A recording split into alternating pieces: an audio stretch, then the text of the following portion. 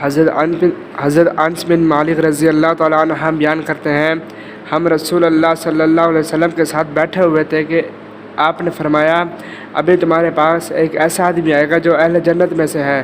تھوڑی دیر میں ایک انصاری صحابی داخل ہوئے، ان کی داڑھی سے وضو کے قطرے ٹپک رہے تھے اور وہ اپنے بائیں ہاتھ میں جوتے پکڑے ہوئے تھے۔ اگلے دن بھی نبی صلی اللہ علیہ وسلم نے یہی بات دہرائی اور پہلے دن کی طرح وہی صحابہ آئے۔ تیسرا دن آئے تو آپ نے پھر یہی ارشاد فرمایا اور پھر پہلے کی طرح وہی صحابہ آئے۔ حضرت نبی صلی اللہ علیہ وسلم اٹھ گئے تو حضرت عبداللہ بن عمر ان صحابہ کے پیچھے پیچھے گئے اور ان سے کہا، میری اپنے والد سے لڑائی ہو گئی ہے اور میں نے طے کیا ہے کہ 3 دن ان کے پاس نہیں جاؤں گا، کیا میں آپ کے پاس رہ سکتا ہوں؟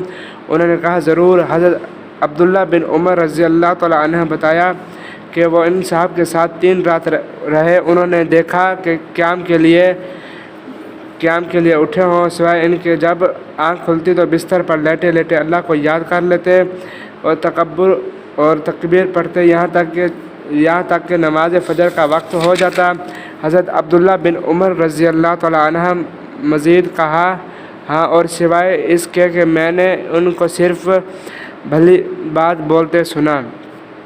جب 3 راتیں گزر گئی اور مجھے ان کا عمل کچھ بھی نہ لگا تو میں نے ان سے کہا، اے اللہ کے بندے، میری اپنے والد سے نہ ناراضی ہوئی تھی اور نہ ترک تعلق۔ میں نے تو رسول اللہ صلی اللہ علیہ وسلم کو 3 مرتبہ آپ کے بارے میں یہ کہتے سنا کہ ابھی تمہارے پاس ایک ایسا آدمی آئے گا جو اہل جنت سے ہے۔ تینوں بار آپ ہی آئے۔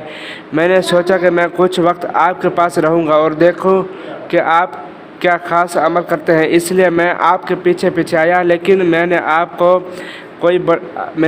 کوئی بڑا عمل کرتے نہیں دیکھا۔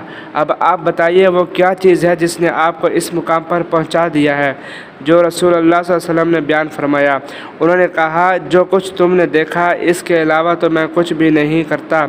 میں اجازت لے کر چلنے لگا تو انہوں نے مجھے پکارا اور کہا، جو تم نے دیکھا اس کے علاوہ تو کچھ نہیں، مگر ہاں، میں کسی بھی مسلمان کے لیے اپنے دل میں کوئی برائی اور میل نہیں رکھتا، نہ میں کسی سے اس پر جو اسے اللہ نے دیا ہے اس پر حسد نہیں کرتا۔ حضرت عبداللہ بن عمر رضی اللہ تعالیٰ عنہ نے کہا، بس یہی وہ کمال ہے جو آپ کو حاصل ہے۔